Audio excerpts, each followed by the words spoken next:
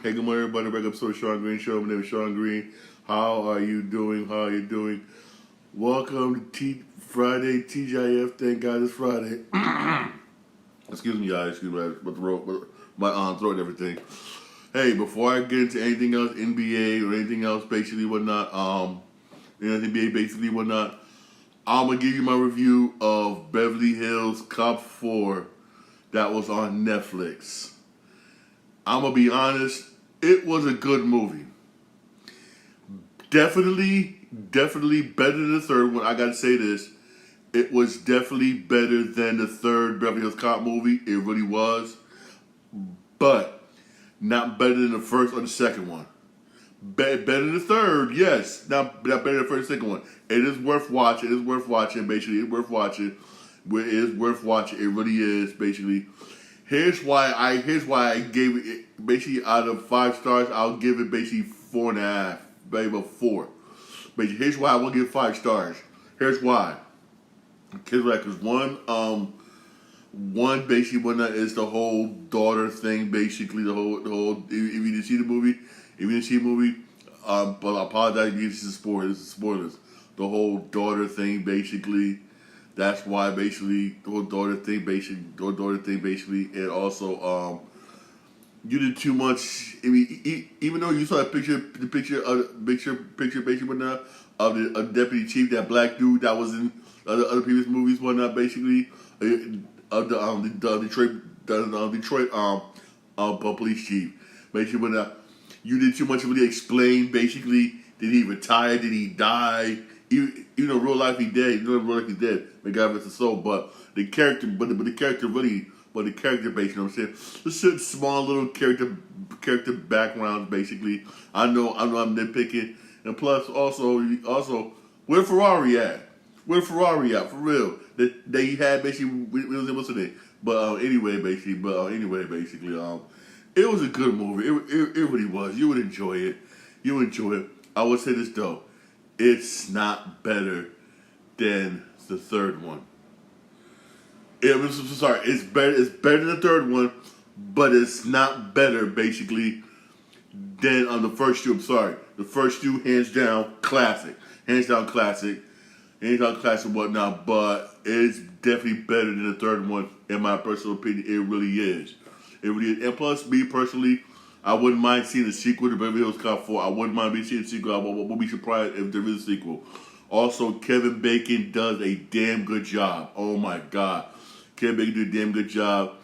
And my man Rosewood and Taggart, even though basically they old as dirt, them actors are old as dirt, but they could still act, and then that chemistry is still there. That chemistry is still there for real. I just think chemistry is still there.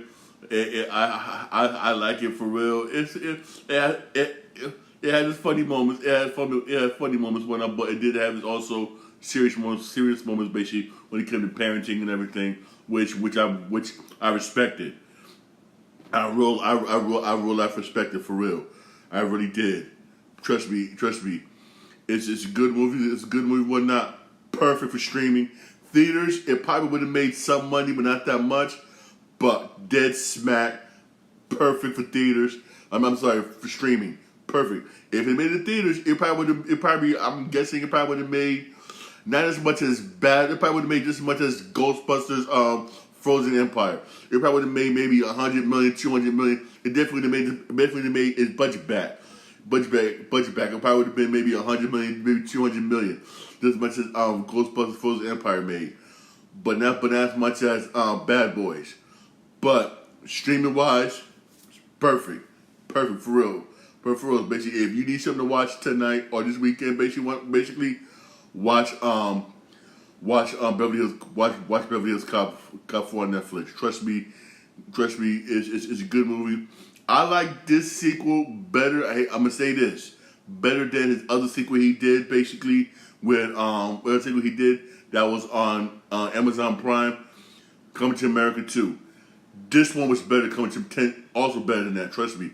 You will not. You trust me. You need something to watch on a Friday night, Saturday night, basically one night. Hey, watch Beverly Hills Cop 4 for real. Honestly, for real, watch it. You will not. You trust me. You're not gonna be disappointed. You're not gonna be disappointed. Trust me. And so it's Eddie Murphy. Eddie Murphy, for real. Even though Eddie Murphy old, he still got it. He still got it, for real. He still got it, for real. All right, let's move on. Let's move on. A lot of things happen. A couple things here and there. A couple things here and there happen in the NBA, basically whatnot. This right here makes me mad, but I'm not mad, basically whatnot, because again, I think this Rob Pelinka thinking for the future. The Lakers are reportedly adding 2 former head coaches to JJ Redick's staff, Nate McMillan and Scotty Brooks. Now, everybody know who Nate McMillan is. Nate McMillan is a damn good basketball coach. Damn good. Damn good. For instance, he used to be head coach in Atlanta. The last time Atlanta was nice. It was deep in the playoffs, but for some reason, y'all fired him, which was stupid. I would love to see Nate McMillan as the head coach of the Lakers, not JJ Redick. But hey, who knows? Things can happen. What if the Lakers start staking? Basically, whatnot. They see know people, JJ Pelinka or JD Buss. Nate McMillan will be head coach. For real. Because you know, with Nate McMillan head coach, LeBron can't do what he want to do. LeBron got to listen to somebody. LeBron got to listen to somebody, for real. That thing, for real. Honestly, for real. And me personally, I believe Nate McMillan should be the head coach, not JJ Redick. But hey, you probably look at the future head coach of the Lakers in the future. Once either JJ Redick f's up, or basically whatnot, LeBron James retires. Nate McMillan gonna be the head coach, for real. Honestly, honestly, for real. I love my boy Nate. And speaking of LeBron James, and speaking basically of LeBron James, basically he reportedly agreed to a 2-year, $140 million max deal. Basically, he's getting his money. He's getting his money for real. But again, with that current squad, I see him making a play in. That's about it. On paper, for real, I don't see him going deep. I don't see him doing not that much of anything, for real. Unless they make some move by trade deadline, basically during the season. I'm being honest.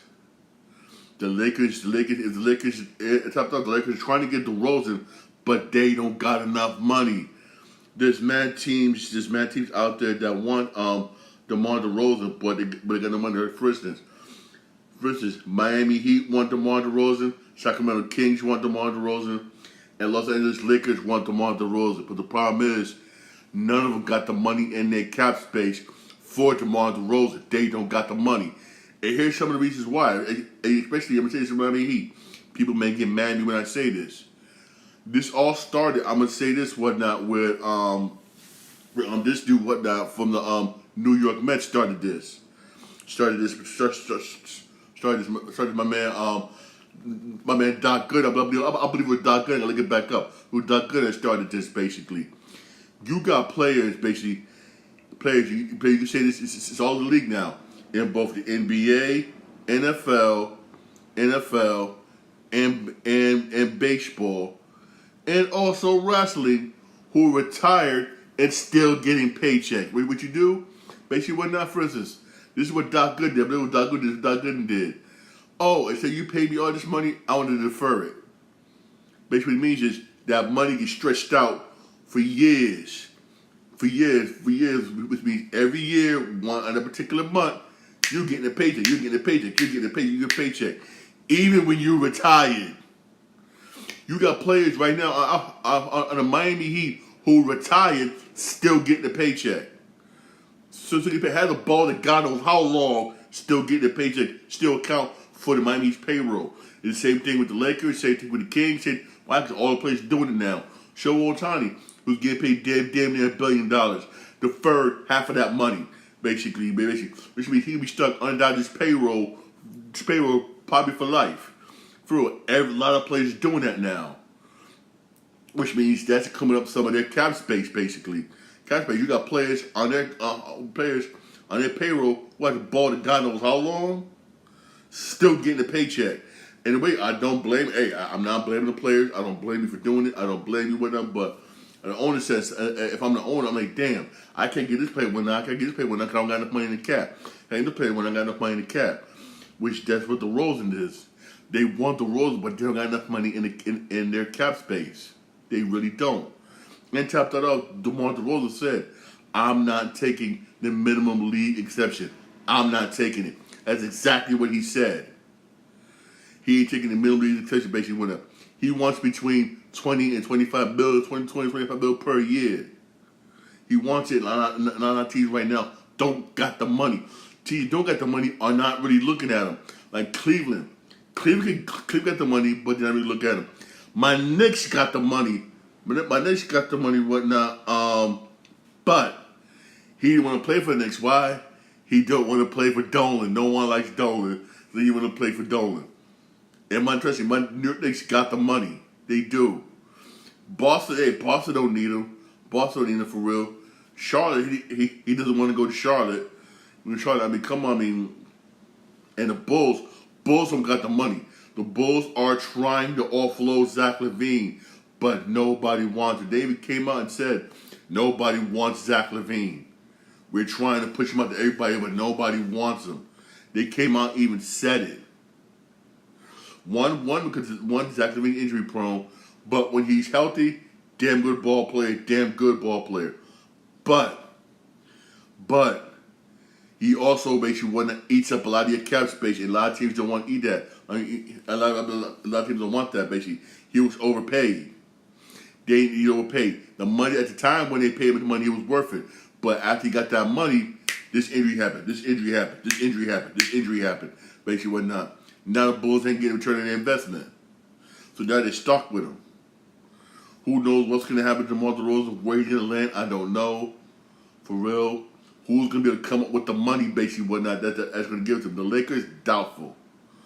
Even though the Lakers could use him. The Lakers could damn near, oh my God, they could use him. Doubtful. Miami Heat, oh my God. He'll fit the perfect one out with Adebayo and Jimmy Butler. But they don't, when they get the money? Sacramento, we've not done nothing so far this offseason. Not done nothing. Especially after missing the playoffs last season, you ain't done nothing. Sacramento could use him badly. And better again, you don't got the cash for it. See, Sacramento, I can understand because they're a small market club. They're small market. That's understandable. But still, it's like, hey, who knows where DeMar DeRozan is going to land? It's going to be like, hey, I know wherever he lands, it's going to be a shocker. Wherever he lands, it's going to be a shocker. It's the same thing with Miles Bridges. Basically, Miles Bridges. Charlotte Hornets made him an offer, basically, but he hasn't responded back. There's some small teams that want him and whatnot, but he wants more money, and who knows whatnot, and who knows who's gonna land him. I have a gut feeling when he's gonna end up back with Charlotte Hornets. I really do for real because that's where he fits at. That's where he actually fits at for real. So I wouldn't be surprised if he ends up going back to the Charlotte Hornets. I'll be that honest. But here's one thing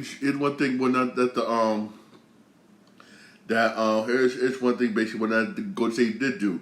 Golden State went out and got Buddy Hield Buddy Hield is now with the Golden State Warriors. Good move. Why? You added another lethal shooter. This dude, good shooter, exit 3-point shooter. Only person who made more 3-point shots than him is Steph Curry. Golden State Warriors, I'm going to say the way the Golden State Warriors are made up right now is nothing but shooters. You got nothing but shooters on that whole team. Nothing but lethal shooters. Now, if I'm a team, let's say, for instance, who's playing against the Golden State Warriors, I'm not worried about Kuminga and them in the post until they can prove to me they can do something. For real. Until you prove to me you can do something in the post, basically, I don't know. I'm not worried about you, especially if I'm the Lakers, Philly, Knicks, Boston, where I got people in the post, Boston, Milwaukee, where I got people in the post whatnot, that that can handle. I just tell them, hey, y'all do your thing to them down there. The only thing I'm gonna be worried about is Buddy Hield, Steph Curry, and them shooting your lights out. I'm being real because again, jump shots are not 100%, but once these jump shooters get hot, oh my God, it's a wrap. It's a wrap. And they got nothing but jump shooters on that squad. And your head coach.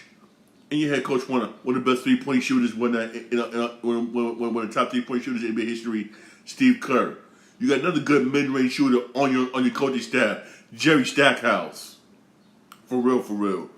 So trust me, this team is going to be, Golden State, I'll say this, will be, trust me, coming this season, they're going to rely heavy on jump shooters. They're going to rely heavy on them shooters this coming season. Let me see when they got nobody in the post. Draymond Green, please. Draymond Green, please. Come on now, please. Draymond Green and Kuminga, please. Come on now. Please. Come on, please. I'm going to be honest. I'm going to be dead honest. Please. Please. Please. Put AD on him, basically whatnot. Or they're going against Footy whatnot. Paul George and Embiid. Embiid be on him, please. Please, but hey. If Golden State would not get their jump shots on a regular basis, whatnot, I can see them I can see them doing good. But again, this could be a team that's going to rely heavy on the jump shots. The way it's made up so far right now, I'm saying on paper, my personal opinion, basically whatnot, this is a team whatnot that's going to dominate whatnot. If teams don't DM up whatnot on the perimeter, basically, you know, DM up on the perimeter whatnot, they will shoot your lights out. You got shooters on that squad. Woo! You got shooters. Now let's start looking somewhat optimistic, but still, if I'm going to State Warriors right now, get somebody in that post. You need somebody down there. Getting them rebounds, getting them second chance shots, do all little things. That's what you need. You need somebody down there in that post. I'm being real here. That's what Golden State really does need for real. And speaking of somebody in the post, again, I applaud Boston Celtics. Boston Celtics agreed on a 2-year deal. On the 2-year deal with Xavier Tillman. Xavier Tillman was a good forward. He helped them out the second half of the season, basically. He was averaging 5.3 points a game, 3.9 rebounds last season off the bench. He was doing that bad off the bench when the second half of the season basically went out for the Boston Celtics. He wasn't really doing that bad. For real. So basically this is a good decent signing. I wish Golden State would have did that. Golden State needed to do that for real. That's what Golden State needed to do. For real. But did they? No. They don't know. But still, I'm not gonna go to State whatnot. You went out and got a jump shooter for real. You went out and did what you did. Got you a jump shooter for real. Man, jump shooter for real, honestly, for real. Also basically whatnot, the Clippers are looking to trade Russell Westbrook, basically whatnot. Russell Westbrook. They're trying to find a replacement for Paul George. Even though right now Denver is a team that wants Russell Westbrook. I'll be honest. If Denver gets Russell Westbrook, they could go back. I'll say this, man. They could repeat. I'm saying this. They could make it back to the Western Conference Finals, maybe the playoffs, if they could find a way to trade and get Russell Westbrook. I would say that though.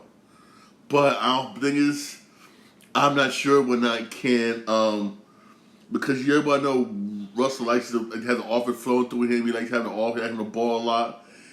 Niggas, can him and my man Joker survive together? That's the thing. That's the thing, basically. Can they basically survive together? That's the only thing I gotta be like. Can they survive together? Can they? I think they could, but I'm not sure. But with his style of play, whatnot, they could make it. They could make it to the finals. They could. They could for real. crossing for real. Honestly, they could for real.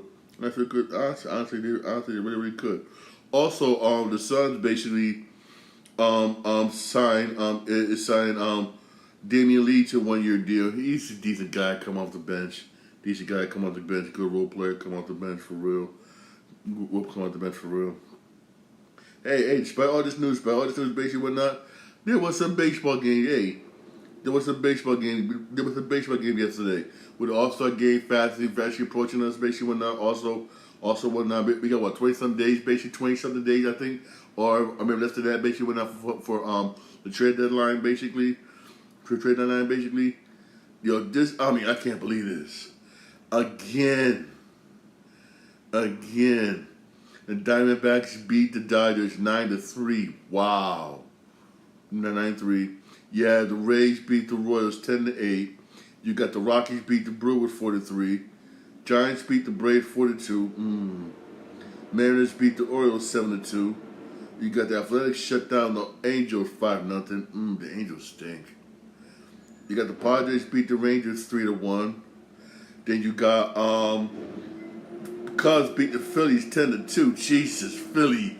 How can you let the Cubs beat you? How can you let Chicago beat you 10-2? How did Chicago beat you 10-2? Then you got Cleveland beat Chicago 8-4. My Red Sox, baby. My Red Sox. We ended up beating them on 6-5. That's what's up. My Red Sox, baby. My Red Sox, what's up? You got the Twins beating Tigers 12-3. You got the Astros beating the Blue Jays 5-3. And this is why I keep saying about the Yankees. The Yankees lose to the Reds 8-4 and got swept. The Yankees have not been playing good, basically whatnot. In June, they didn't play so far. It's turned out good. Such they done good here, basically.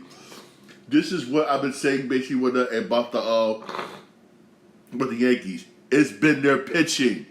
You can have all the good hitters in the world, but if you don't got no pitching, then what? Yankees pitching is trash, and you're starting to see it now. I say again, yes, I still believe the Yankees can make the playoffs, yes, but you're going to get beat early because your pitching is crap. Unless they do something by trade deadline, basically, trade deadline, I don't see them going far in the playoffs. You got swept by the Reds at home. That's sad. The Reds are 42-45, a below 500 team. You let them come to the Bronx and swept you. That's sad. You let them come to the Bronx and swept you.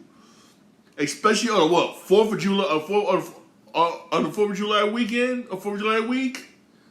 Let them come to your house and swept you? Especially on the anniversary on the famous Lou Gehrig speech. Y'all remember that speech? I felt like the greatest man that ever lived. That famous speech.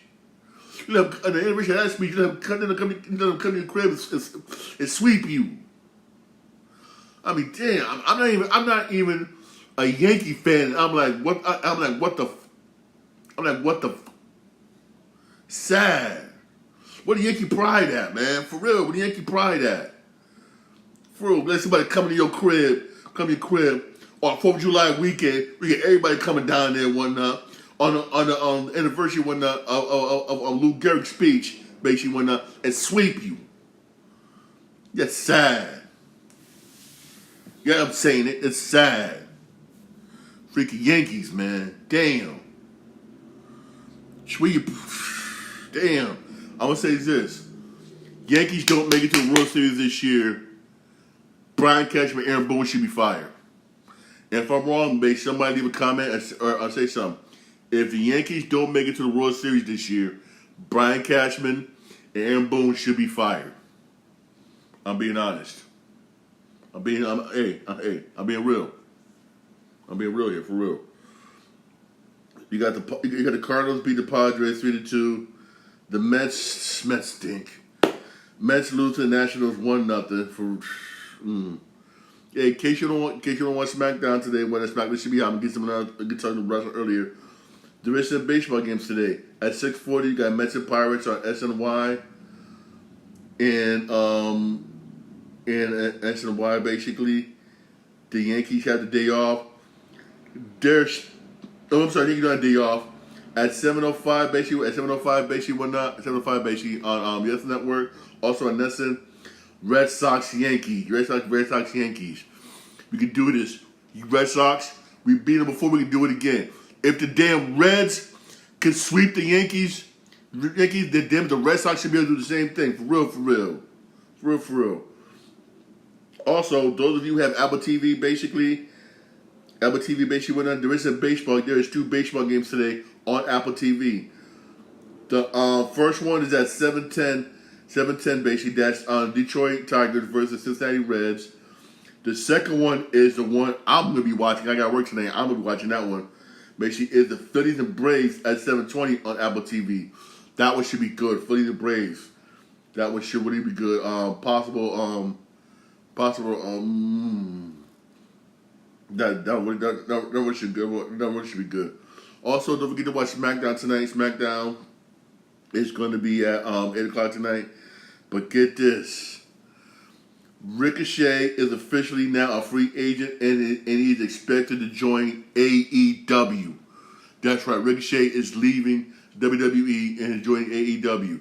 One of the main reasons why he said he wants to leave, basically, WWE basically went up because he felt like they wasn't using him.